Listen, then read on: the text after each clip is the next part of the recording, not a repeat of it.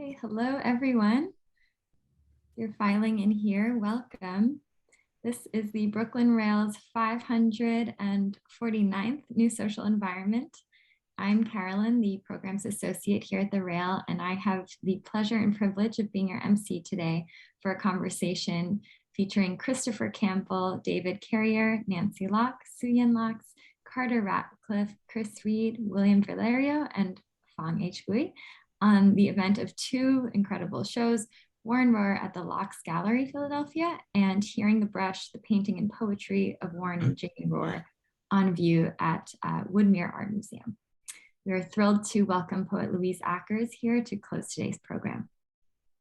Before we get started, the Brooklyn Rail acknowledges Black Lives Matter and that here in New York, we are on Lenape-Hoking, the unceded land and waters of the Wappinger, Canarsie, Munsee, and Lenni Lenape people of the Delaware Nation and Shinnecock Indian Nation. We encourage you to check the chat for a working document of resources and actions. Over the past 22 years, the Brooklyn Rail has undertaken a miraculous journey, bringing together in a single monthly publication art, music, dance, film, theater, and literature, along with thoughtful social and political meditations.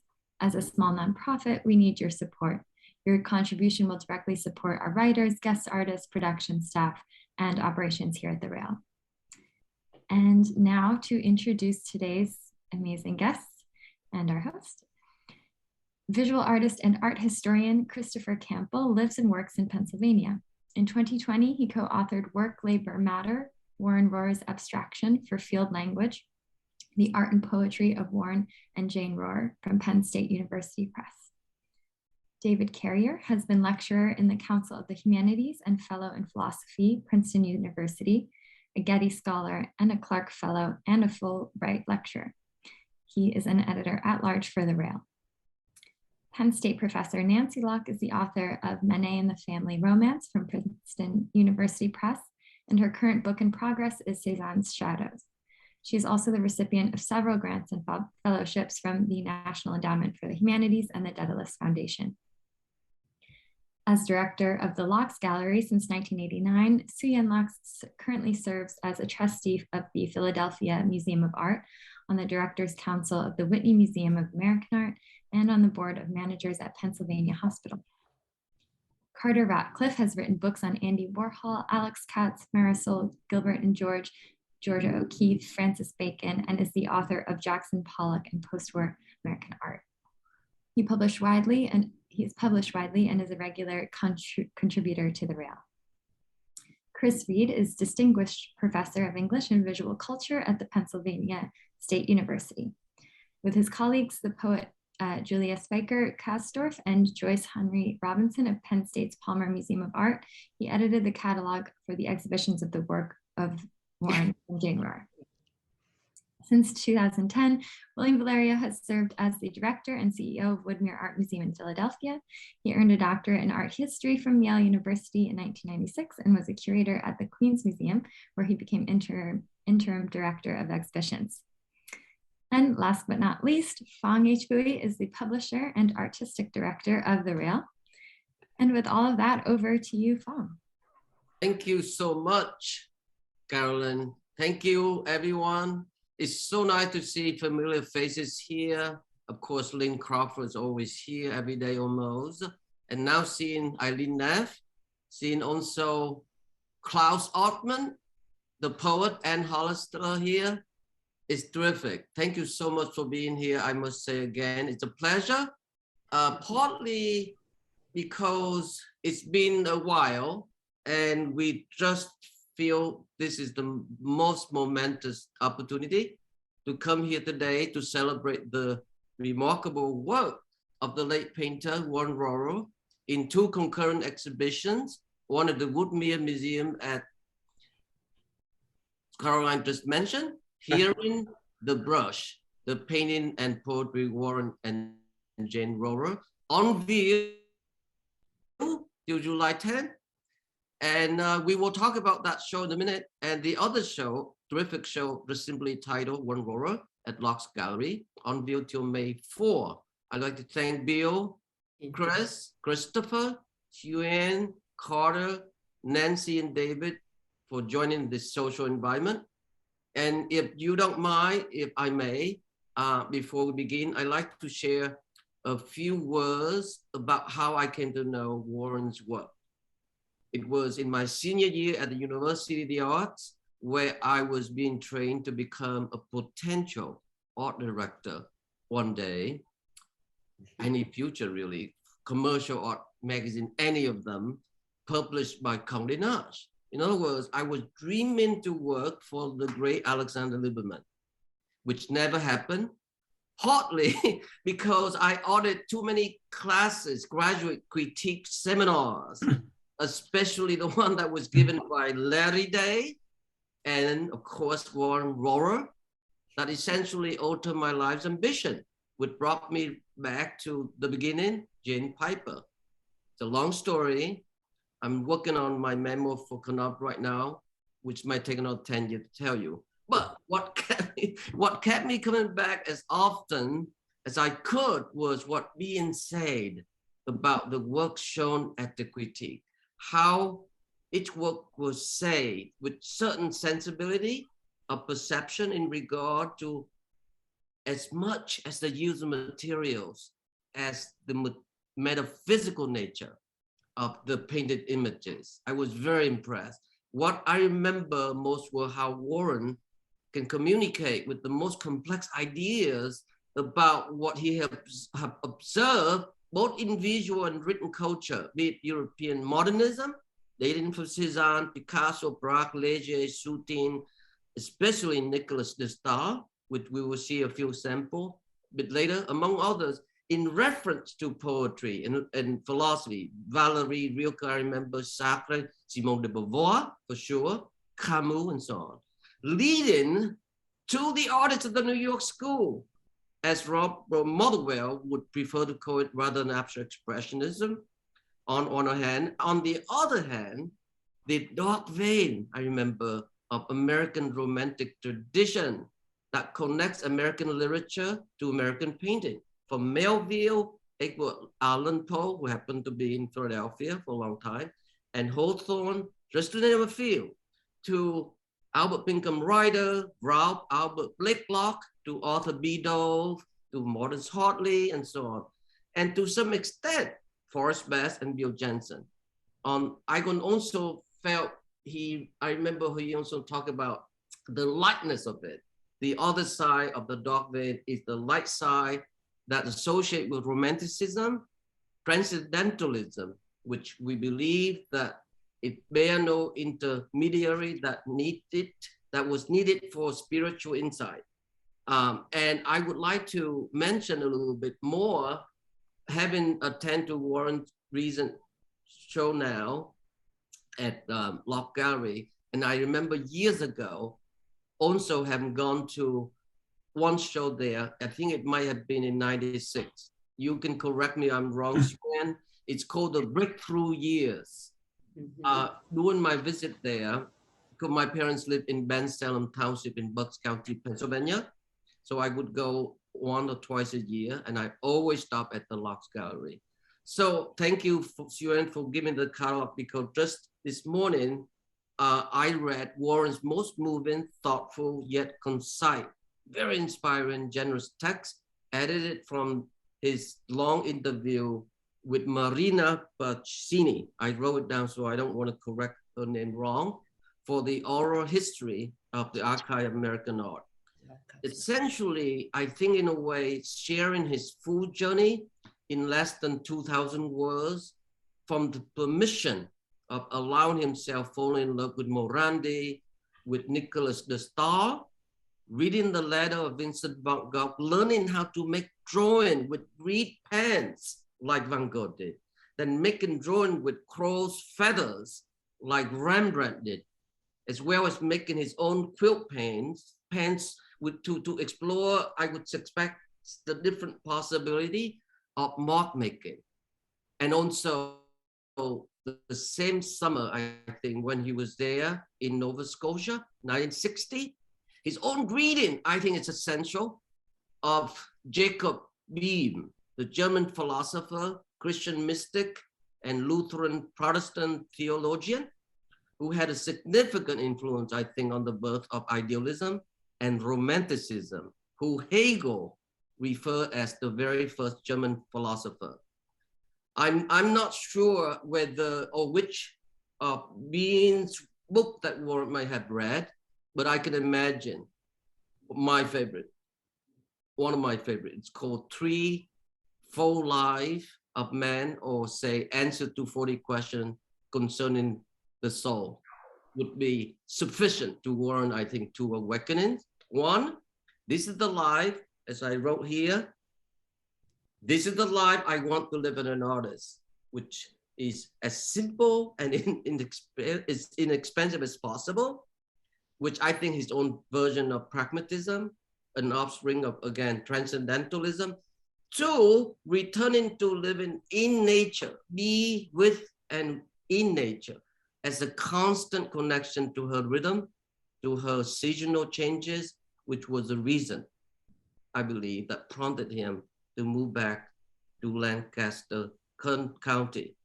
There's also personal illumination, which I will bring up to our panelists as we look through the images, selecting from a few installation view at, of course, leading at the Woodmere first, including a work for comment. Then I think we would do the same with the one at Locke's Gallery. Last but not least, as Bill mentioned yesterday when we talked, he mentioned Arthur B. Carr's comment of the provincialism that exists in every city he had been to, be it Paris, New York, or even Philadelphia. Yet, I think any grain of universality that might or might not occur, it must either be found as a given or chosen condition. For example, I can't help but think of Emily Dickinson, one of our favorite poet, my favorite poet, who rarely moved beyond the gate of her home, which was built for her grandparents in Amherst, Massachusetts. All of her years, 55 years she lived there. It's a journey as far as cosmic, as rich and as universal that one can imagine. It's almost like a full circle in completion. Boomerang effect, I would say. So here, I end with two of my favorite remarks, just in regard to this subject, Bill. One is made by Maurice Flammec, who say, intelligence is international, stupidity is national, and art is local. And the other, rather philosophical, by Morton Hartley, he say, the creative spirit is at home when wherever that spirit finds its breath to draw is neither international or national. So that's it. So why don't we look at this few images here? And I would like to ask right away, I know this is the one that from Woodmere, but I know that it started in your museum first, Chris. So could you talk more about how it came about, the idea of having the show there? Sure, I'd be happy to, thank you.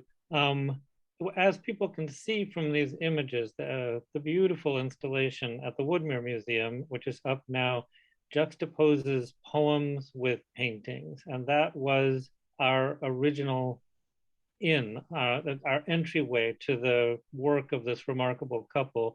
The idea for the exhibition actually came from a poet who's a colleague of ours here at Penn State in the English department, Julia Spiker-Kasdorf. She also comes from a Mennonite background, and she had been inspired by the Rohrers, and particularly by Warren Rohrer, and exhibitions that she had seen at Locke's Gallery, presentations that he had made at Locke's Gallery, when she was finding her way out of kind of her Mennonite background and into the New York poetry scene. So these were important figures for her in thinking about issues of place, thinking about issues of history, the kinds of relationships that we have to our past. And that just seems so relevant to a lot of people, don't have to come from a specifically Mennonite background to wonder about your position moving out into the modern world from a particular local background. But obviously it's particularly relevant in central Pennsylvania, where Penn State is located. So that that idea of kind of place and future, past and modernity were the big themes that we thought about with this exhibition. And then I was just blown away by the beauty of Warren Rohrer's work. So that was our other inspiration, was to bring these objects into wider circulation so that people could see them in person, because it's beautiful to look at them in photographs, but in person, you can move around. They change completely from up close views to far away views. And we really wanted people to have that experience. What about Jane's poetry, Chris? Yes, exactly. As I said, the idea for the exhibition came from a poet, and she was interested in the way that Jane Rohrer's career, really was a kind of late in life career, and that Jane herself kind of came into her own in a lot of ways after Warren's death. And so the way the poems therefore are also often about memory, often about kind of relationships to loss, but also about relationships to moving forward, to going new places. And so that kind of balance, and I think we see that in the installation at Woodmere, which is just beautiful. I don't know if you want to go back, Carolyn, to just quickly look at one of those, where the way that they've installed the poems at a kind of distance from the paintings, and there's not a one-to-one correlation, but people can find correlations, and these gray panels look like the shadows that are cast by the paintings. So there's a lovely kind of idea of object and creating a shadow, creating another kind of object that people can experience in this exhibition. That's terrific.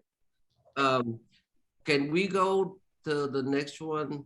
Just to look at this early work. This is 1959. I mean, this is very interesting to me because there's reference eventual attraction to Nicholas de Stael, who died fairly young, as we all know.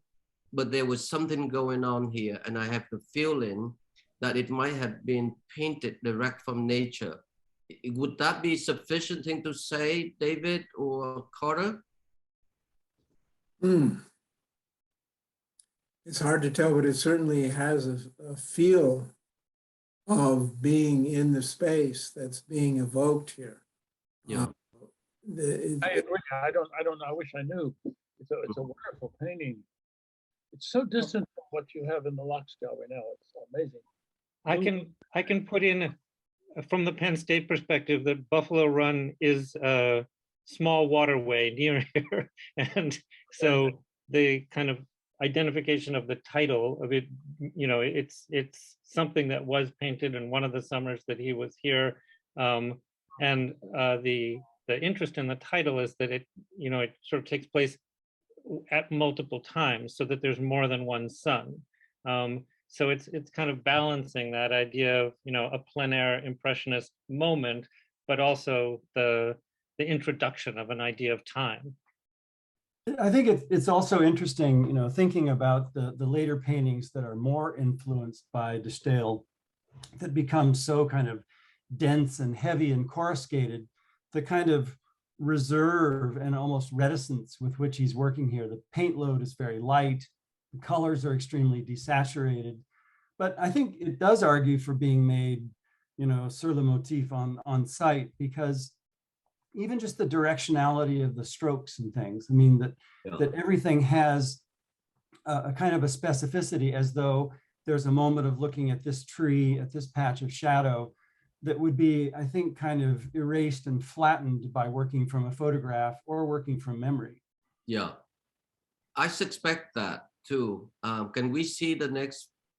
So this is interesting too, because the attraction to fauve palette, maybe particularly in early Matisse, perhaps. Yeah. But the sense of physicality, of sense of touch, is already very pronounced. I think from early on, but it's very attentive at the same time, which I don't know whether, again, this is work from nature, from direct observation or not, but if you go directly to the next picture, Carolyn, you can see the greater amplified sense of physicality is being much more visible here. And yet you sense a sense of landscape. Carter?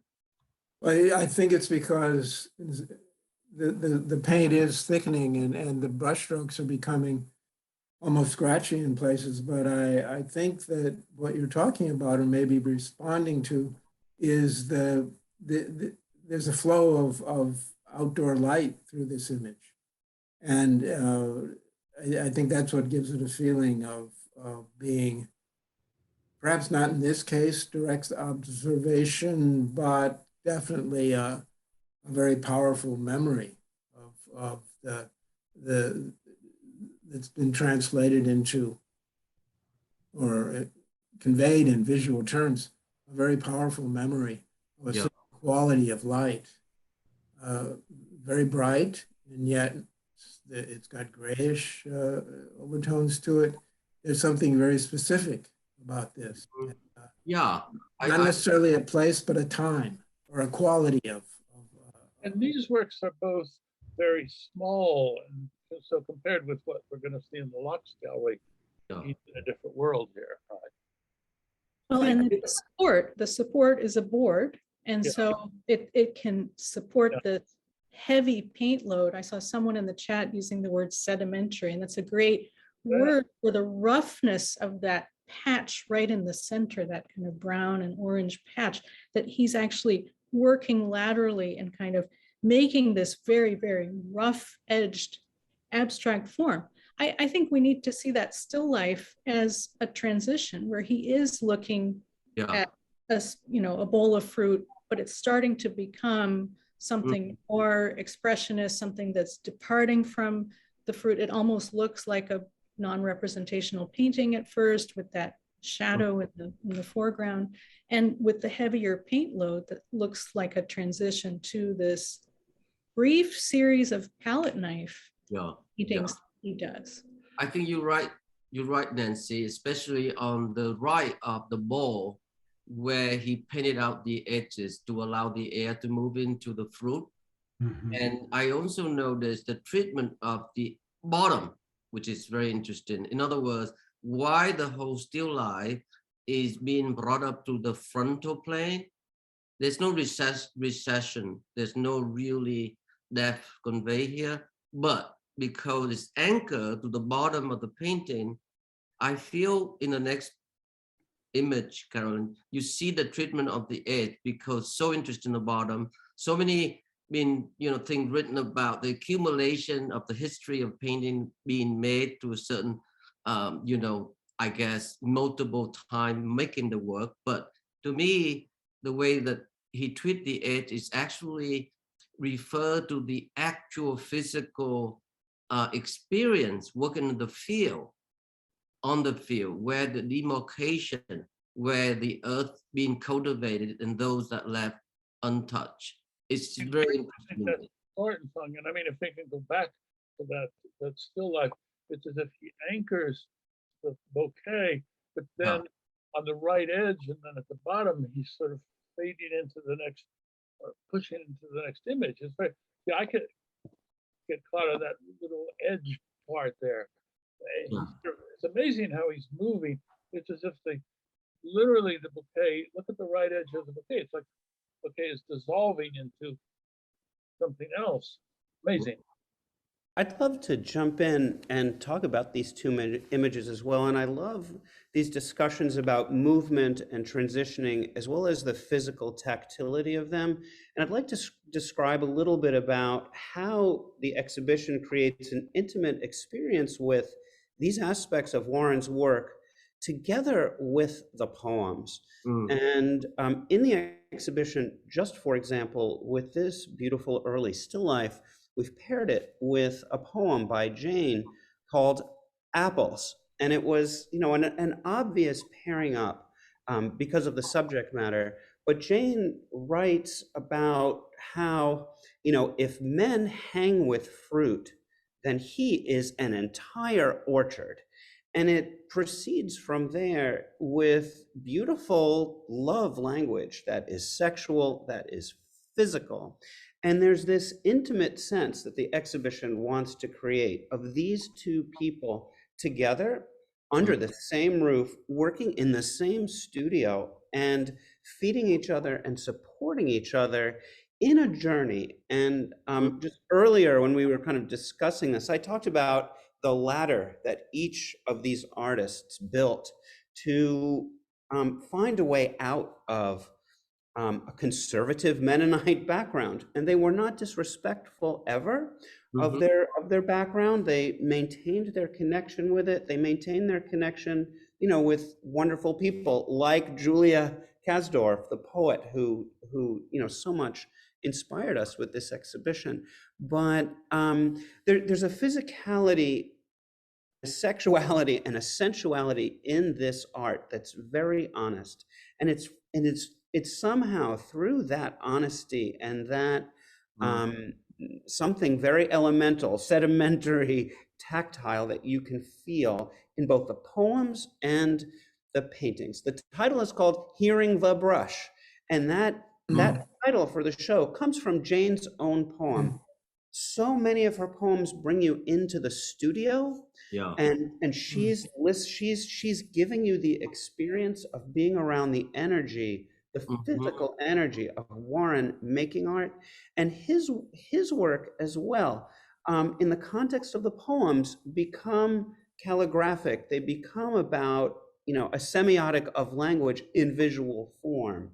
And that's, to me, the experience that this show offers and contributes to an understanding of these two artists, husband and wife, who sort of together built something very special that, I feel as an example to all of us today, when we think about, the parts of our culture that are so conservative, and that we each individually have to question and find our ways, to a new reality. And when you're talking about the ladders that they ascended, as you say, not disrespecting what they left behind, that makes them exemplary figures. Just about every artist. I was trying to think of an artist who didn't have to ascend to leave behind a background that was in some way conservative or not conducive to being an artist. The only one I could come up with was Joanna Pousset Dart. This is Richard Pousset Dart. But I think, as I say, I think, especially the way you're putting it, it pictures them as exemplary figures in an ascent that just about every artist has to make. And there's a kind of interesting connection there with the possibly overlooked art historical figure, Gordon Washburn, who was the director of the Carnegie Museum that did the big Carnegie International exhibitions of abstraction in the 1950s. And he came out to Penn State and saw what Rohrer was doing and basically told him that story, Carter, about this is what artists do, is they struggle and they find their way into a new place. And I think that resonated aesthetically with Warren Rohrer, but it also resonated kind of personally, so that the coming into the art world became a kind of destination instead of it just being a flight from a Mennonite world. It was a different place in which to explore, because he'd been sent by his parents to a Mennonite college to become a preacher, and this being an artist became a kind of another way of connecting people with the spiritual, connecting people with the natural world. So that paradigm that you're describing, Carter, really informed Rohrer's belief in the importance of what he was doing. And just trying to remember, but a question, Warren would have seen those Carnegie Internationals, right? He would have come to Pittsburgh. Well, he Gordon Washburn curated him into one of them. So yes, okay. He absolutely went out, and he talks about being impressed by the work of a Franco-Chinese artist named Zhao Wuqi, So, you know, again, sort of coming from this very local Pennsylvania background, going to Pittsburgh, being inspired by a Chinese artist, it really did provide a kind of idea of being out in the world. I mean, it's clear too that there was a real struggle. I think, you know, in looking at the wide variety of kind of modes in the early years, we know that Warren was somebody who didn't really have a lot of experience of major art until he was in college, which is, you know, in a sense, a little late. Yeah. And the fact that he's, in a sense, trying so many different modes, you know, taking his easel out into the landscape and making pictures. He's thinking back here maybe of, you know, Courbet and Pissarro and Cezanne with the palette knife and making these things that he called natural landscapes, that he was quite intrigued by the fact that they made a subject without having to impose one. I mean, we're going to see quite a range of modes of work across his career. And so I think it's interesting to think about all these different aspects feeding into his experience and kind of being immediately, you know, thought about, digested, incorporated in really interesting ways. Thank you, Christopher, Chris, and also your early observation, Bill, on the idea of build the ladder or build the painting. Build maybe as a metaphor too, but I can't help but think that how quickly, if you look at the previous painting, as Carter have described, rather muted palette, and now this one is the opposite. What I'm interested in observing the work, as I have for a while, you know, particularly in that show 1996, the breakthrough years, was a certain kind of sudden shift from very heavy impasto, which is relate to the work ethic, the labor, as he loved working on the land. And then there's this incredible light sense of touch, which is ephemeral.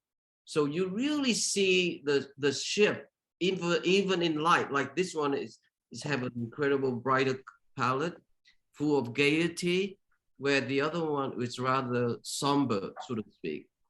And this one is the opposite of that. I mean, this is literally a year after. Nancy, what do you think about that? Yeah, I mean, I think it's key that he doesn't lose the connection with the idea of process. If he's going for a lighter touch, a lighter paint load as he is here, there's still that attachment to process and mark making. That's something we see really throughout his work, and we'll see it in the very mature work. But here with this lighter touch, you're seeing his transition to an all over mode of composition. It's not completely all over, but it is much more diffuse than the still life or that palette knife landscape that we were just looking at. It's starting to kind of feather out, and you see him respecting the edges, maybe thinking a little bit about pattern, but there is that lightness, and that lightness is key to this all over mode that becomes his, I think, real transition into his mature, more abstract work. It's so. I think here the edges are really interesting. Can you say a little bit more, because it's that very prominent? It's almost, if you think of the landscape connection, as if he has that bit of yellow all around. That's important. We had made the point in our essay that, you know, the Monet Nymphaeus, the water lilies triptych, was available at MoMA. You know, that was something that a large number of painters in the New York School and elsewhere found extremely, you know, energizing and exciting. I mean, it really was one of the first experiences of large scale kind of all over composition. And of course, Clement Greenberg is beating that drum in the critical texts too.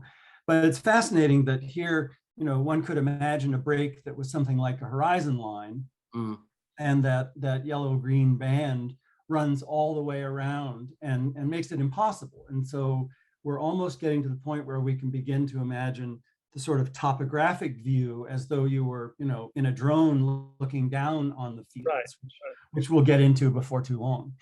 And is there something about Rothko in this? Or is that, I don't mean the color, but the way that background is used? Yeah, Yeah, yeah. the thinness, I can see that. Yeah. the Nancy? thinness is reminiscent of Rothko, and the extent to which that slightly feathered edge of the blue against the green frame is, it's something that we see in Rothko, that kind of feathering. The other thing I have to say about this painting and about Warren Rohrer's painting in general is that they do not reproduce well enough. This is a very experiential painting insofar as it's a large square shape that you become immersed in. And the layering of elements and the movement is actually cyclone-like. It seems even a little bit, it seems very washed out to me, seeing it on the Zoom screen. You have to absolutely come see this painting. It's extraordinary. The way the framing, as we've discussed, focuses the attention in, and then the interior part of it is a spiraling motion that can't not sweep you up in it. And I agree completely that this is, he's suddenly finding his power to immerse the viewer in, the action of painting. And it's not action painting in the sense of Jackson Pollock. It is more Rothko-like in the spirituality of it, the softness of it, the atmospheric seductiveness of it. You absolutely have to see Warren's pictures in person. Couldn't agree more. Couldn't agree more. Yes, indeed. I've been accused for taking too much time to talk on two paintings, so we got to move along a little bit here. So yes, this painting is similar. It's pastel on paper. It's interesting how he, infused the white pigment over the between the positive form, so to speak. But you're right, it's had that poetic, subtle, atmospheric, almost early Rothko, when Rothko was flirting with surrealist automatism. But it's here, it's definitely anchored in a landscape specifically. Can we move quickly to the next one here, Caroline? All right, so this is 1984, so we keep quite a bit, but we'll go back to Sueyun's show, but which brings me to ask Sueyun, when did you encounter Warren's work, Sueyun?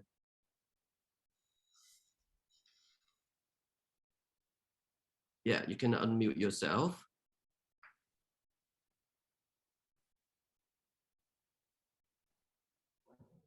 So he's shown with the Marion 70s, started to show. So he had a number of shows, and then he was up in New York, primarily showing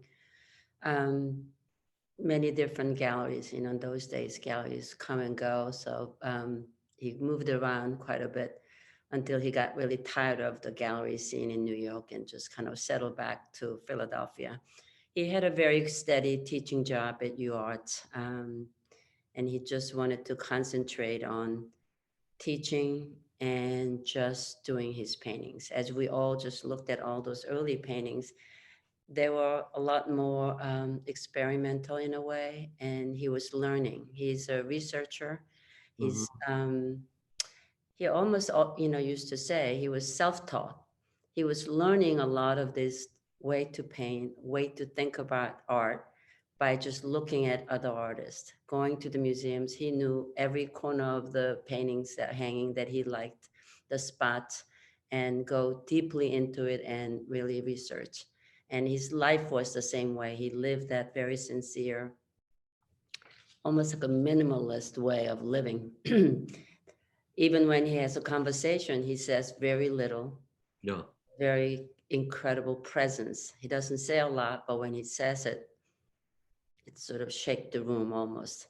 And I think his paintings are the same way. He doesn't waste anything. He just does exactly. He look at those colorful ones, the early ones we're looking at. He was looking at his flowers that he grew. And he will used to cut those flowers and take to the class for his students to paint from. So while he was doing that, I'm sure he was analyzing all those colors himself. So not only he's looking at other painters, the master painters' colors, he's actually looking at his own flowers. He's looking at the landscape. He's searching for his way to find his world as a painter and then as an artist. And that's when I met him. He was already moved away from kind of, still life and landscapes, what he calls them, his study paintings, determined to be an abstract painter. By then, he's also determined that his format of the painting is going to be square. He started painting square paintings. He was doing the abstract paintings. But he will still go out to the farm in Lancaster. He will bring back all those materials. So painting, we were just looking at the hornet's nest. It was literally that. He will go out there and he will bring this hornet's nest to his studio to actually have it around so he can look at it. He can feel the texture of it. He just never left the nature, even after he moved to town. That's who Warren was. Yeah. Can we move to the next? Thank you, Sueyun.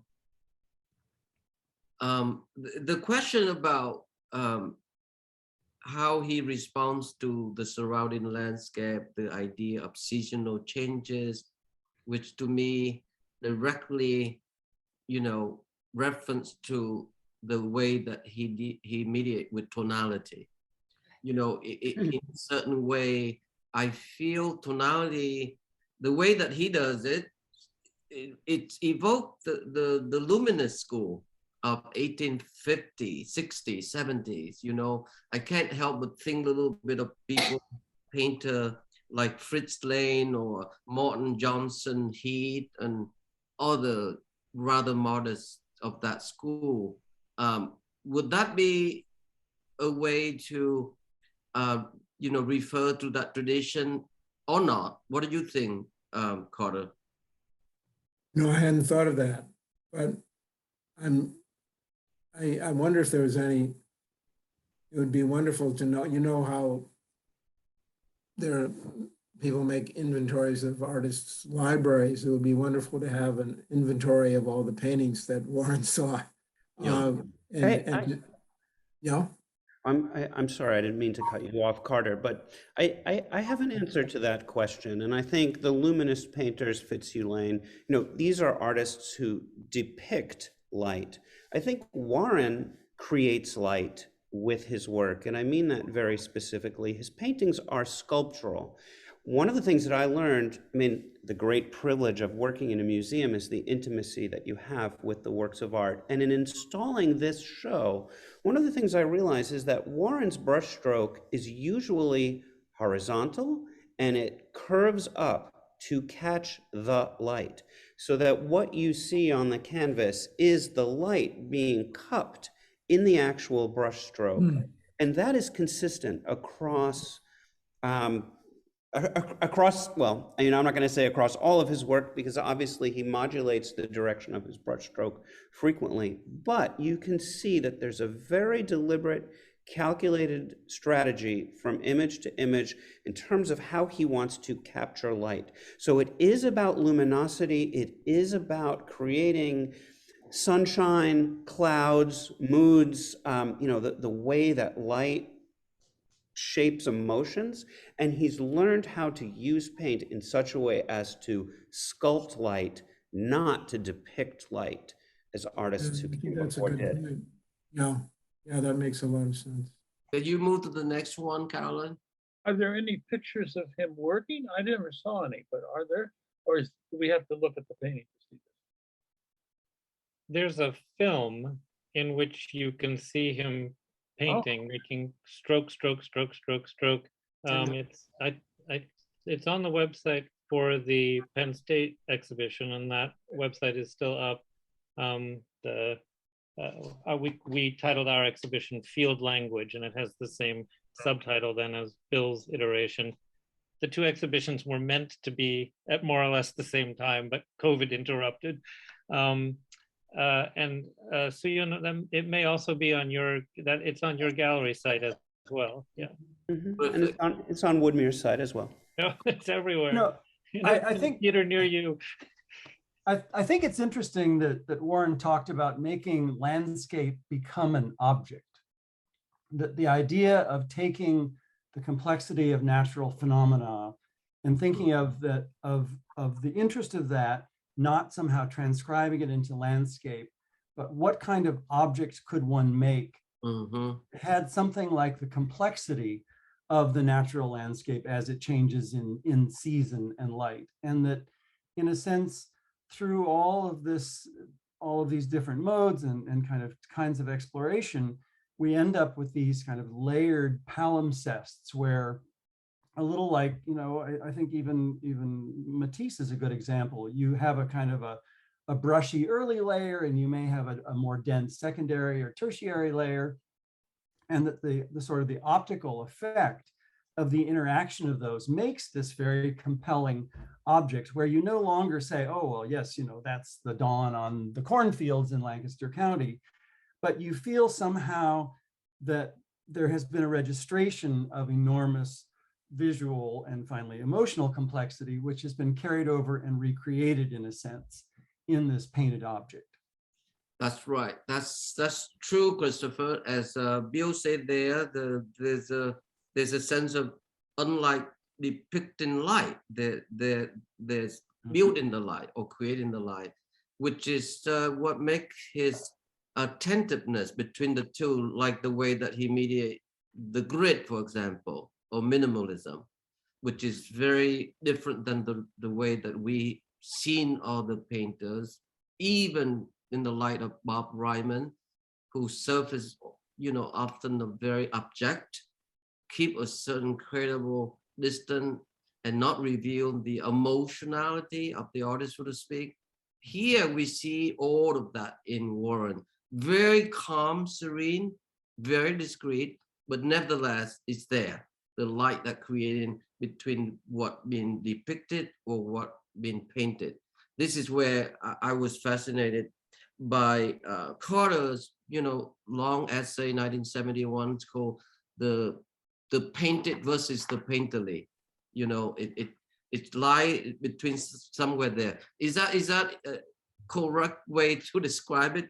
Oh God, it's so far as I can remember that essay. Ryman was the key figure there, and I think he's very, very different from Warren Rohrer.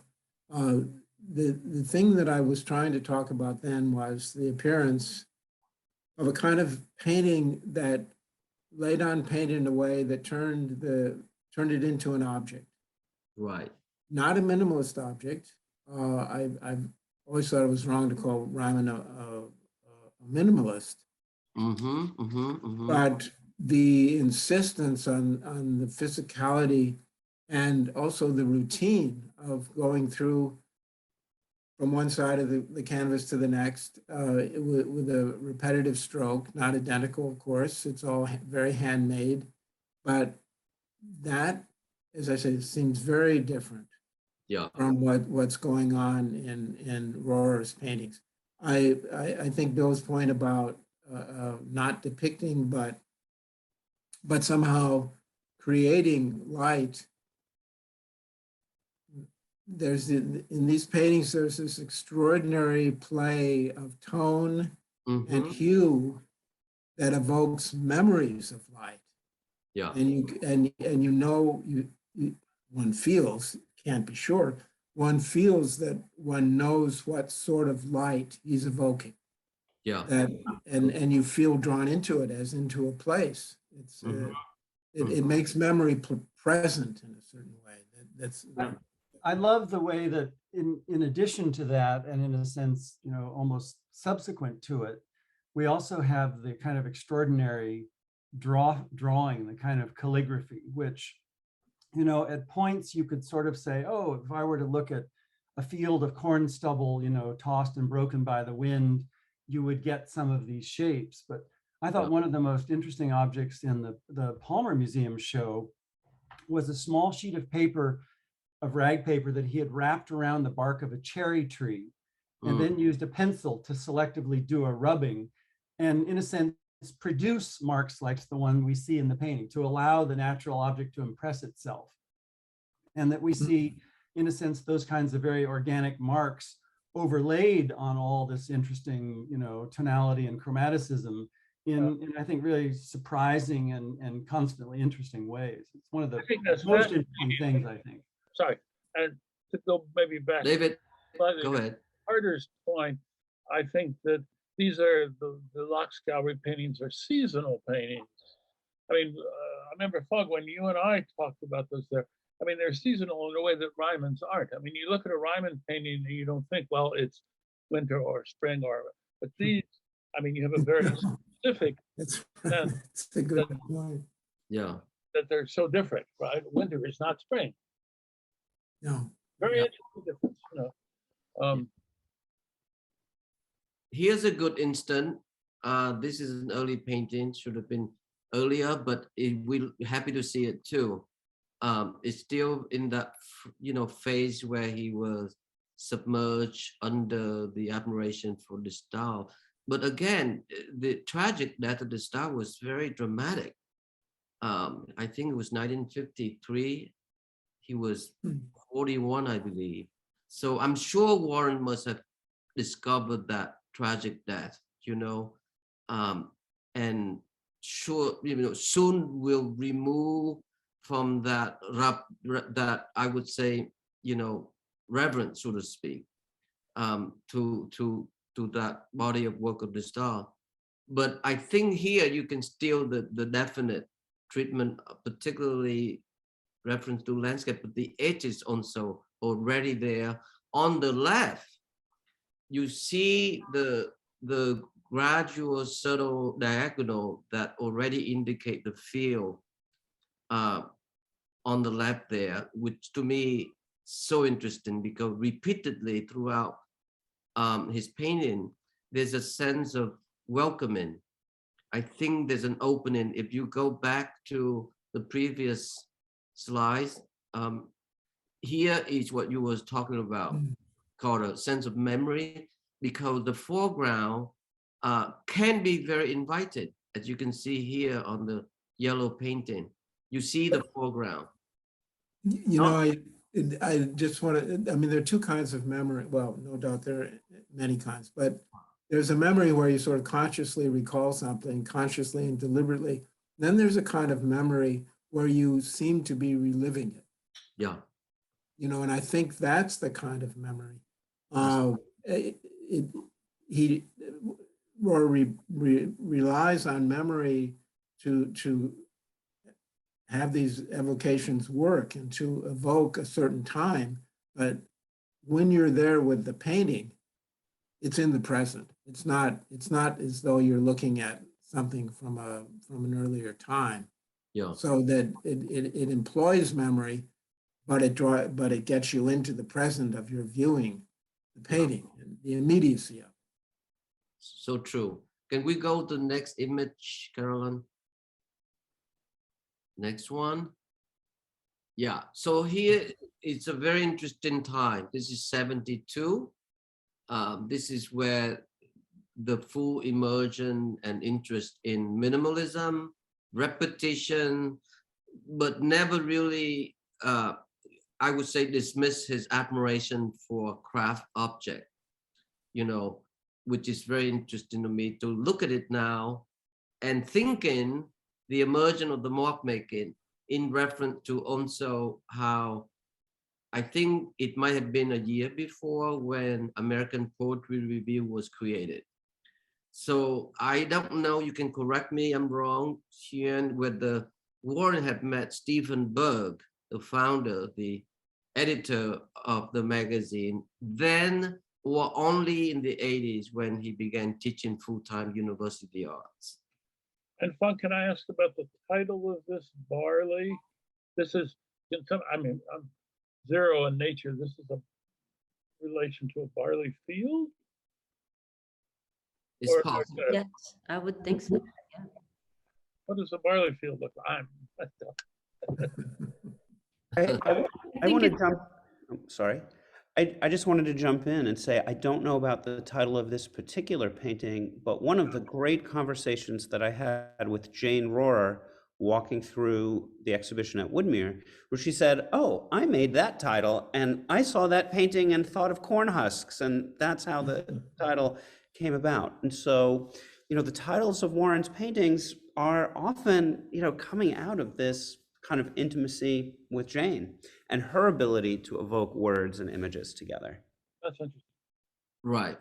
One of the Nancy, how do you see his mediation or deployment of repetition?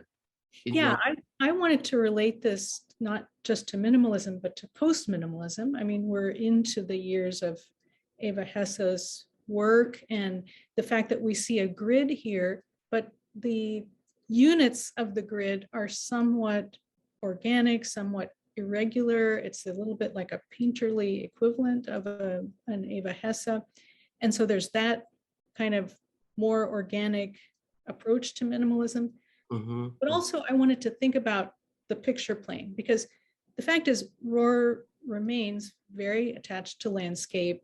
You know, these paintings at some level are almost all landscape paintings, the mature ones. And yet they're not landscapes in which we look out and see a horizon line and, you know, a sky and so forth. The picture plane is no longer parallel with us. It's not like a window that you're looking through to a landscape. It's more like someone mentioned earlier, you know, the drone photograph. It's more aerial. And there's also that element of abstraction, because the fact is we again have a frame here. We don't have a completely continuous field of barley. If we want to think about the individual marks as grains, it doesn't exactly extend in either direction. It is still framed. So there is this, I don't know, awareness of the shape of the support. I mean, a little bit of that, you know, kind of modernist truism still having an influence. But in any case, I just wanted to relate it. I wanted us to think about picture plane and just kind of relate it to organicism of early 70s post-minimalism. Yeah, absolutely. If I could just jump in on this too, I think actually the drawing that Christopher Campbell was mentioning a little while back, the one that's actually a rubbing, is coming up in the slideshow here, and it these make the point that it's not simply about depicting what a field looks like, but the actual textures of putting down the paint, putting down more paint, putting down more paint, evoke the idea of labor, of planting the seed, tilling the field, and he connects that then to other kinds of activities in agricultural life in central Pennsylvania, particularly the repetitious sewing of quilts, where there's a kind of pattern of the colors of the quilts that's overlaid by the stitching of the quilting.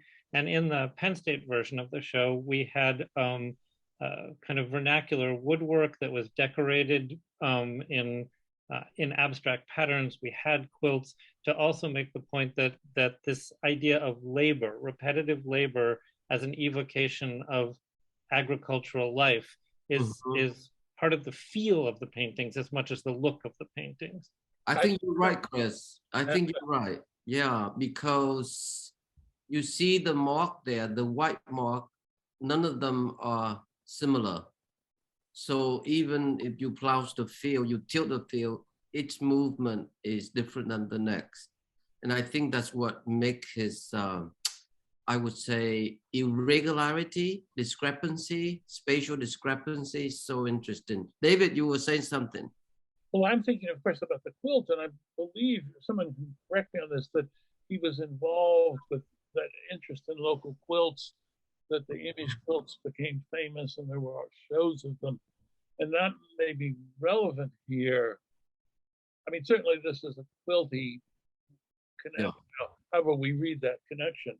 And he would have seen them all around in the community, right? Yeah. Carolyn, can we go forward to some detail here? The quilt. The quilt. So this is a quilt that the Rohrers owned. They owned several Amish quilts, and Jane has a wonderful kind of ironic poem about searching out Amish quilts. And yes, Warren based some of his compositions on the patterns of the quilts, as you see here, the stripes or bars in this one. But what was so interesting when we got these quilts out to photograph is how much the stitching looks like the way that the plantings go in over the hills in central Pennsylvania. Exactly what we were just you were just talking about, Phong, the sort of irregularity of the regularity.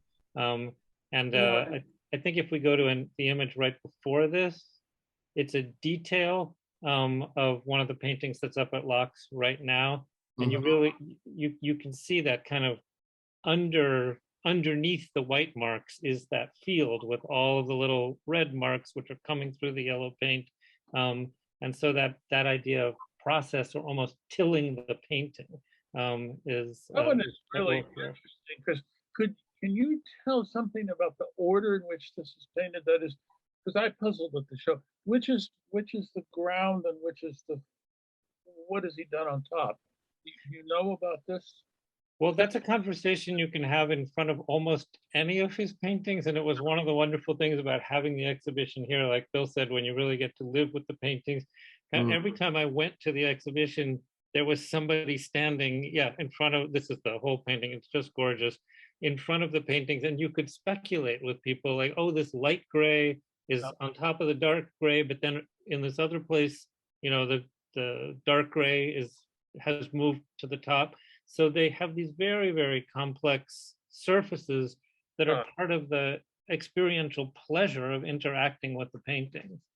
But I think that reconstructing the sequence is especially complicated in places because it's not always a simple sequence of additions. There are paintings in which paint has been scraped away, or here, I don't know if he's actually scraped through the yellow to reveal the red, or the red went down and then the white sort of roughly overlays.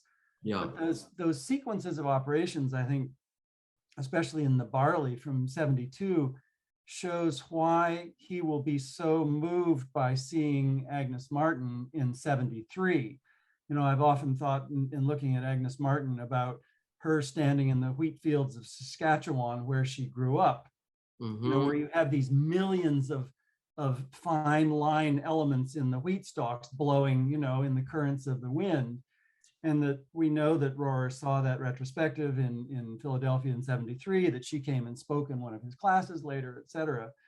And that adds another whole level of complexity when he's looking at how does she generate sort of theme and variation, and what happens to the pencil line as it breaks over the roughness of the microscopic surface of the linen, that sort of thing. Again, tilled fields and parallel lines scribed in the earth. I mean, there are all these lovely parallels. But Christopher, can we move on to the next image and the next one? Christopher, the fact that the insistent, relentlessly so, on behalf of Agnes Martin is really about the monastic meditation. Whereas in Warren's, I feel there's a sense of mark making as a way, when just now, a while ago, when Carter mentioned the reference to memory, the mark making in Warren sometimes is more about counting time, counting time as go on. I don't mean that as a mathematical process, so to speak, but counting time according to the rhythm. That's where I think the emergence of the images of the mark making is about that too. So it's ultimately naturally infused to the work, and this is where the role of Jane as a poet became more prominent, I would say. Can we move to the next field just to see? You can see here, 87, the sense of touch became more irregular, more open, and very surprising. I mean, I was really taken by this painting as with the early small one where the two fingerprint was holding on the left and the right edges from the very get-go. Can we move to the next one also? Yeah, here you see even more so. So there is an allowance for spontaneity and chaotic nature to take place on the work. You know, it's not at all regulated and incredibly disciplined like whether Bryman or Ennis Martin.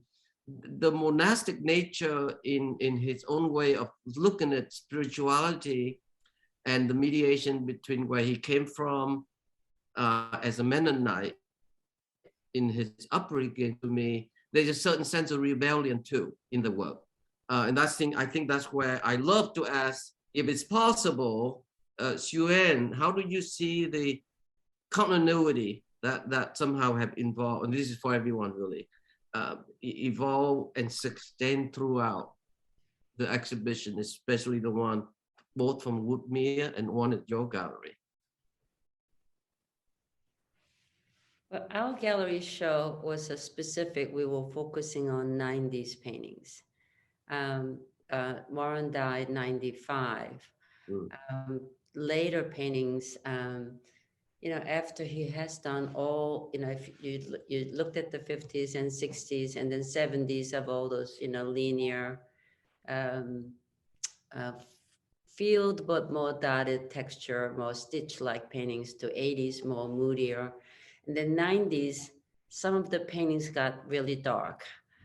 Really battling with his illness, and he was trying to change, you know, he was determined to do the square paintings, and the way for him to change the shape of the paintings was making a diptych, triptych, or 4 panels, so he can extend his statement in a way in different shapes. So we were trying to focus on his late ideas, from square to diptychs to triptychs, and also just specific on a field language that he thought it's like a language, it's like a poetry he was reading, you know, just looking at the ground, the textures, and he looked at those as a kind of a language thing, which we focus on that specific, whereas a Woodmere show was more specific. I think they borrowed the paintings from primarily local Chestnut Hill area, the clientele. You know, Warren had a interesting career all his life. His collector level is always, it's a very small group of people in a way, but they're deeply committed. People collect, you know, most of his collectors don't just own one, they own 5, 6, some of them 10, 12. Once you buy one painting, they just can't help themselves and keep adding to it. So in a way, it wasn't all that helpful for his career to spread out because it was so, you know, intensely small group of people. They're deeply committed art collectors, amazing people got into it, but I got distracted, whatever I was saying. So our show is most, and you know, Warren's been dead now over 20 years. So now it's very hard for us to show specific because there's no new paintings coming up. So we're always thinking new ideas, new ways to look at his paintings. So this one was specific late paintings of the field language. And we would, you know, we did a whole series of the 70s paintings. Well, at one point was all about the pond. He did a pond painting from pond number 1 to number 12. Very consistent. He had a little pond in Lancaster Farm where he lived. It started from there. So that was a very interesting show, but we still feel that we could still go back and visit that period again. That's very suggestive. Can I ask a specific question about these two, Sueyun, about the field language? Can you say something? What did he mean by that phrase? Because the combination of words is slightly paradoxical. Field and language, how are they connected? I don't think it was a Warren's word. I think it just came afterwards. I don't know who started that, but it's for him. He said it looks like you know, the writing on the dirt and the earth when he was taking a walk in the farm. So that's we have picked up as a kind of language, and a lot of these marks were. He actually made a little mock-up on the paper. He will cut out these papers and trace it. So some of these marks are repeating in the canvas. I think we have a drawing of it, the ribbon, Carolyn. Can we go to it before we open up so that we can all talk to one another just before the Q&A? I think go further back. Because isn't it a juxtaposition of art and culture? I mean, art and nature. I mean, nature doesn't have language. Humans do, and so when you put Yeah. together, it's an interesting tension there. But I don't know what it means, and I'd love to learn. Yeah, can you go back to the white painting for a minute? Just for a second, the square one. Yeah. The square just before, the small one, I think. Well, that one was also good. Yeah, we can even look at this one. It's okay. You notice there's a 4-finger print on top. Oh. Give a sense of scale, and likewise with the other magnificent small painting and later. But why don't we open up a little bit, because I love to be able to ask a few more questions, particularly the one at the museum, your museum, Chris, because you all work together creating the 4 distinct themes. You know, there's language and land, about both Jane and Warren's collaboration or rapport. And then there's second being called origins and continuities. And then what? The last being reading and looking. So why don't we just open up now and the slideshow so we can just see each other? If you don't mind, Chris and Nancy and Christopher. How do you go about that? How do you go about dividing the show in 4 distinct themes? Well, I don't know how distinct they are, because as they're exactly the issues that we've been talking about, the relation to the past, the kind of origins and continuities, the relation to the place, the language and land, and then the relationship between modern poetry and modern painting, the reading and looking.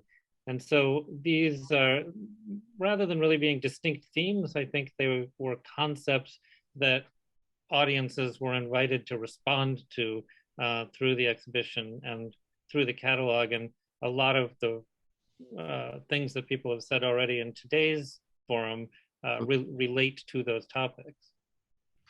Yes. Bill, you have anything to add? You need to unmute. Yeah. I'm sorry about that. And I'm going to have to ask you, Phong, to repeat the question, because I got a phone call that distracted me. So I'm. The question is very simple. I'm just asking the relationship between the mark making that we've seen in a few examples earlier, and how that, reference in a way poetically through the work of Jane, and whether it's not, to me, it go beyond language, but that's another subject together. Yeah, I think that, there's something absolutely transformative about the way that marks in Warren's paintings that you perceive to be like letters, like they look like they want to be some kind of language, but they never cohere as that because they're visual forms. And to me, they engage the mind because we're so used to reading things, and yet we can never actually read them. And so, to me, that's just the magic of his ability with visual forms, is that he knows what engages the mind, what engages his mind, what engages his viewer's mind. And that's how he sort of sucks us into those paintings where, those marks are carved into the field. There's a term that comes up in Jane's work and is, I believe, a title of one or several, or in one or several of Warren's paintings. And it's a term that I didn't know. Chris and Julia had to tell me what it is, but it's the term balastrafan. And that is an ancient farming description of the way that farmers till the soil with a hand plow in rows, and you till the soil in a straight line, and then you turn and you till it parallel to that get to the end, and then you till another straight line. And this term balastrophon, is such an evocative idea, and they both latched onto it in different ways. And to me, that's a term that I've kind of put central into my understanding of this concept of field language, because it actually is a part of what it means to till the earth, to be a farmer. And both Jane and Warren incorporate that idea, calling it out by name, an odd word that I have to think, and again, knowing Jane, sure, she loved the way that word sounded. So, that's to me how that's one of the elements that to me brings together this idea of field and language, and the word and the image. And Chris, I have to ask you if I got balastrophon right. No, it's busprophodon. Oh, thank you. Maybe. And look, can I just want to bring Jane's poetry into this, because yes, and this partly responds to some of the comments in the chat. There's a way in which this can all become sort of forbiddingly deep. But one of the wonderful things about the Rohrers is how, there's a kind of a lightness and a kind of being in the worldness. And I'm thinking of Jane's poem that's called Zen Poem. And, it's about being snowed in their house on the farm out in Christiana in Lancaster County. And it's, sort of filled with deep thoughts. And then the last 4 lines are, she goes downstairs, down where it is warm, she says, and he says, don't get philosophical, hands me a shovel and says, shovel. We go out where it is cold and shovel. And the repetition of the word shovel, is like the kind of mark making and the evocation of the work of living in the countryside. But it's also, it's something that we do. And the kind of inhabited, joyful possibilities of this life are really captured in a lot of her poetry. Thank you so much for that thought, Chris. Yeah, when I first saw the emergence of those mark making irregularly across the field of vision, field language, field vision, I think it's sort of all tied together as a sort of constant rapport. I couldn't help but also think of a little bit, of the Belgian poet Michel, Henri Michel, who only make mark accumulatively rather dense, and then the later have another experiment with another drug. It's not, I don't think it's masculine, but it is masculine. It only, it expands a sense of spatial aggression into a certain figural reference also. But I just felt that there's something about the mark making in Warren. It's unlike the hallucinatory of many other people, even early Pollock, when he was going through Jungian psychotherapy in early 40s, 41, 42, and whatnot, that particular year. I think there's a sense of static with joy that allow him to indicate those mark making, where early on the brushstroke was counting time anyway, Carter. Now the mark making is dancing across the picture plane. And it's a certain aesthetic joy and borderline allowing him to come close to the notion of sublime. I think that's very interesting to me. But with that idea, sublime is a big, huge subject. I think we have to do part 2, you all. So I thank you so much, Christopher, Chris, Nancy, David, Carter, and Sueyun. I think we're gonna end here and get back to Carolyn so that we can open to our friends in the grid here. Thank you so much. Back to you, Carolyn. Great, thank you all so much. Yeah, first we just wanted to pass the mic to Sid Sachs, who knew Warren from 1972. Let's try to get you unmuted. Where are you? Should be able to unmute. All right, well, maybe while we're getting him, oh, there you are. I think we might be having an issue. So Sid, I'll help you in the background. Okay, great. In the meantime, Can you hear me now? Yeah. Okay, it was the mic. Sorry. So I've worked in galleries for 50 years. So when I was 21, on January 1972, the first day of work at the Mackler Gallery, Warren came to pick up his work. He was showing at the Mackler Gallery before he showed with Marion Locks. And one of my first jobs that day was helping Warren pack the station wagon.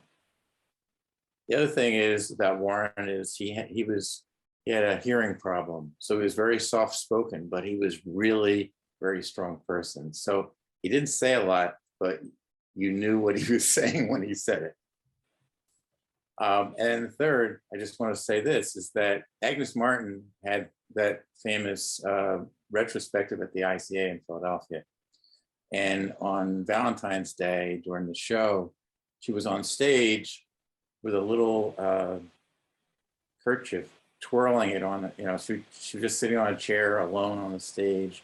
And she was saying these amazing statements. And it was like hearing an oracle. And I was blown away with it. The next day I saw Warren at the gallery.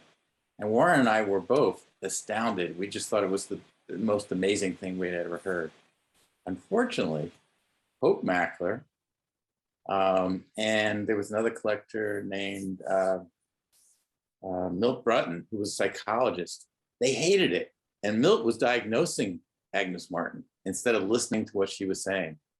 He was just saying I was schizophrenic, manic depressive, just saying. And so there were like two conversations in the room, Warren and I talking about how great it was, and these collectors saying it was terrible that she shouldn't have been at the ICA.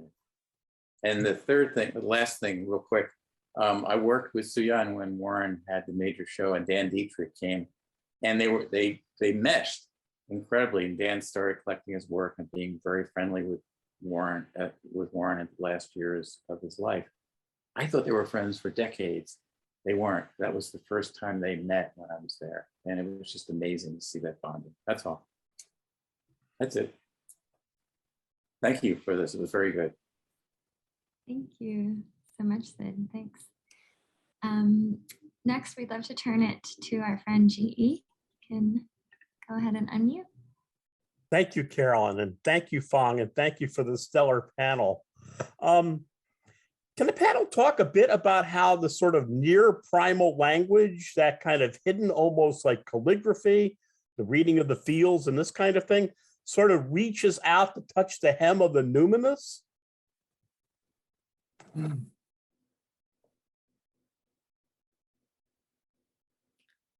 mean, maybe one word I want to get back to from the Palmer exhibition, one of the categories or themes of the show was atmospheres. And, paintings like Settlement Green to Violet were in that. And so, kind of on the surface, you see those paintings and you see a gradient, you see a kind of atmosphere of color.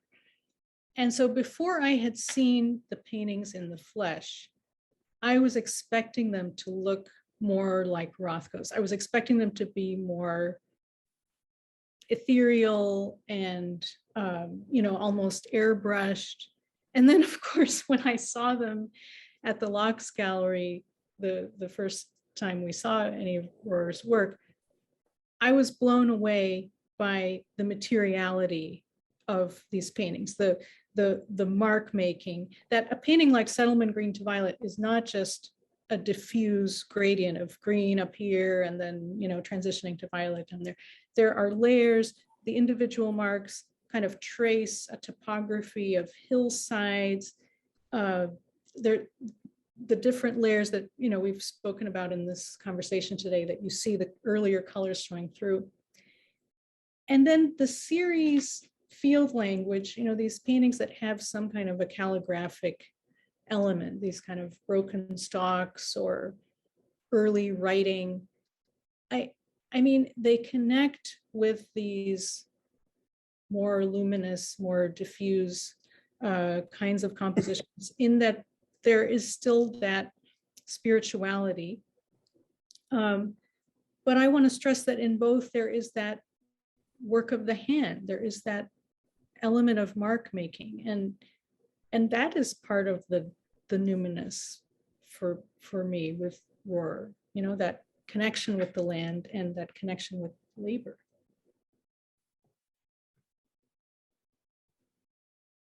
Thank you so very much. Thank you. Let's see, we just got another one in the chat from Elizabeth Johnson. Let me find you here. You should be able to unmute. Yeah. There you go. I was curious about how Warren, or how people in his community talked to him about his work, or how he maintained a connection later in his life, or if he returned to the church or left it, or what his role was. I don't speak as a Mennonite, and so, you know, generalizing about the community is not something that I'm able to do. But he did not return to the church, and as the Zen poem and the you know, other sort of terminologies that come from Buddhism in Jane's poems indicate, they were interested in a kind of global, broader kind of spirituality, you know, tempered with humor, and in some ways antagonistic towards the more conservative forms of Mennonite culture that do not, you know, certainly do not embrace things like abstract art. But there was a kind of deep respect for the life ways, the agricultural rhythms, the amount of work that goes into an agricultural life. And that's, I think, what's interesting, and what lots of people can respond to, is a kind of fascination with the past, but also a sense of ourselves as different. And that's the place that they were operating from. So you don't know if was he still like involved with maybe his family or his church, like interacting? Certainly, you know, certainly involved with family, but no, not involved with the church. And he wrote and spoke at events that involved, you know, sort of other Mennonites who had taken paths out of the community. I mean, he would often make rather acerbic remarks about the I see Lois Gray has just popped onto the screen, and she's one of the people who could actually talk about this. So maybe I should just hand it over to her. Yeah, I brought together a group actually out of Warren's interest, and this was later in his last years when he knew that he was dying with his cancer. And it was a group of all people who, like Warren, had a similar early Mennonite upbringing, but had become known in the larger world for their creative work. Julie Kastorf was part of that group. And in that group, I think it was very important to Warren. John Ruth was part of that group, and that was someone who Warren had known in high school. He is a Mennonite historian who has an English degree from Harvard. And somehow it was very important to Warren to somehow be recognized by some of these people from his own background, because his family had not really recognized him. And then the other thing that happened is before Warren passed away, he told Jane that he wanted of me to arrange for a memorial service for him at the Community Mennonite Church in Lancaster. And that was a church where Warren had made a presentation and been really recognized by people. So that's what I have to add. I would like to ask one last thing before we turn to our poet, is that I think he found the equivalent of his community through teaching. I think he was a very devoted teacher. And, you know, he's tied to the student as much as the faculty member. That would include Larry Day, Eugene Baguskas, Jane Piper, and several others. And I know that he also spent a great deal with Stephen Burr and the community of poets in Philadelphia. So I think there's definitely a very immersive social life, cultural life that he had lived, for sure.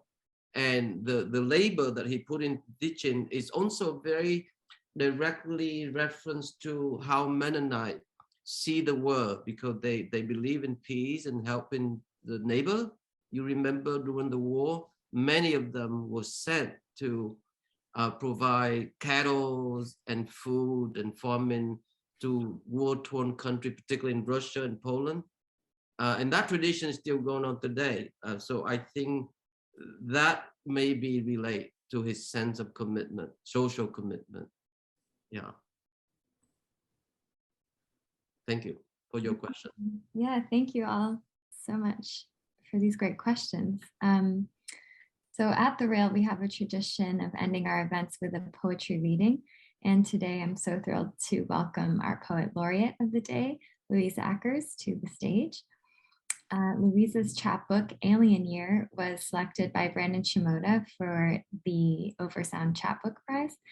Ackers' work can be found or will be found in the Berkeley Poetry Review, the Brooklyn Review, Bat City Review, Base Journal, and elsewhere. And their first full-length book, Elizabeth, The Story of the Drone, is forthcoming from Propeller Books in 2022. So with that, I will turn it over to you, Louise. Thank you, Carolyn. It's such an honor to follow such an amazing conversation, inviting us to think about, not only the intimacies between painting and poetry, but also mark making and labor. So thank you. And also I want to quickly thank Carolyn and Ty and Nick for organizing, and the Brooklyn Rail for including me.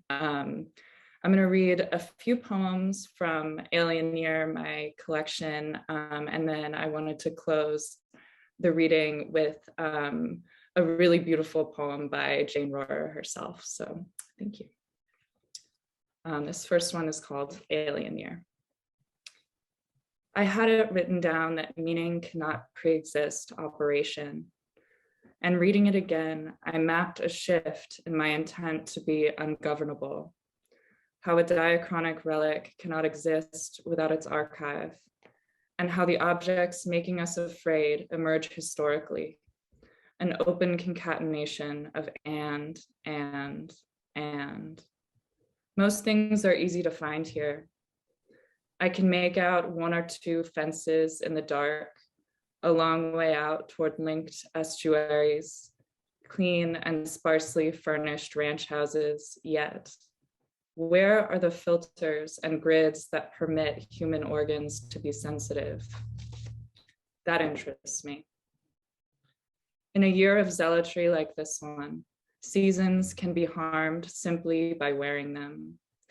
Thus, rain is not a punishment, but a falling armored into spring, rough and wedded to the verge.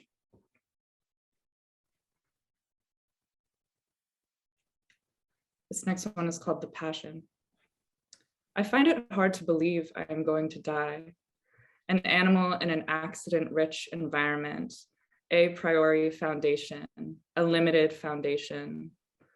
I idolize the word air, the glide of the sheer water. I have a tendency to surpass myself, The passion of life is creatively outdoing it.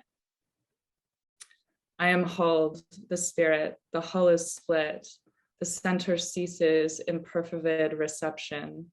Oh, I am not an oarsman, but I have a memory for contests, to follow, to let pass. I was only ever thinking about you, you know. But care is soft and punishable. Doctor, poet, angel plaster, steel caldera, fallen verter, heritage, and shelter, the silence of the sun. I level in recursive return. You only showed me love.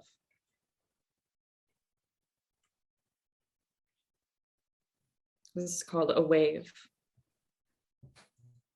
Wilderness contends with envy. She asks to cut my bangs. Oh, beautiful, oh, cattle, I shake myself clear.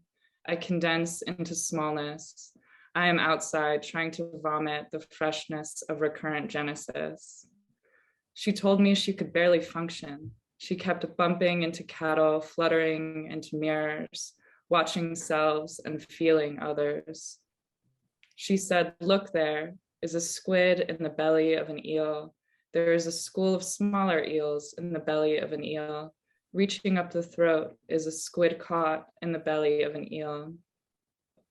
I am perfectly fearless.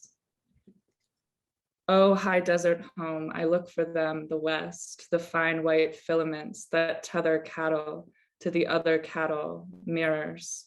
I think it bothers her. I'm the only one left. She must be the one who stands there waving up to me. And then this is the last one from Alien Year. There's something like a need. There's something like a need to furnish this room, like a must to take the stairs, a must to follow every reddening stair, down from the spiraled colors of a heavenly shift just lit. This room pools like a green alphabet, green as the emergent from the dusk green pool, integral pool. This room feels like a shadow, like a basin of white spiders, a damp beach, cool day, like the soft gust of faint-heartedness once realized. Needs must, like I've got to eat, I've got to rise, you've got to run. And supinate, I watched my heart exhaust itself and stall before the white-green surge. And now I've got to eat. I feel the cumulative exhaustion of fearlessness in extraordinary weather, in your fully preferable storm. You who watch the daylight pool in honorable indecision, who diffuse your eye into the long green pool of intelligence, and the song and the ferociousness of the song are no longer enough for you. And the tender color, the afterword of the struggle, disenchantment and the enchantment of new furniture, deliquesce and water over them themselves. And this is the poem that I chose because I think that it's just so beautiful and appropriate for our venue today. So this is Jane Rohrer's Standing at the Rail. Just look at the surface of that water. A wave is allowed to distinguish itself for only the count of a slow sigh before the sea takes it back. God knows I tried to run away on this ship. The steady rhythm of the waves would shush the incessant sloshing going on behind my eyes, you'd think. But rumors continue from the continent, ka-ching, ka-ching, emails of obituaries in alphabetical order. Old harpies line up like vacationers going through customs with grievance cards filled out. They rail at me, ask what I think I am doing, laughing like that. Well, this is what I'm doing here at this rail. I shall rise like that wave and laugh as long as I please. Only when I anchor to that which claims me will I make my return as the wave to its home in the water. Thank you. Wow, thank you so much, Louise. That was like a really incredible way to end here. I'm speechless. But thank you, of course, to everyone, to Christopher, Chris, David, Nancy, Sueyun, Carter, William, and Phong.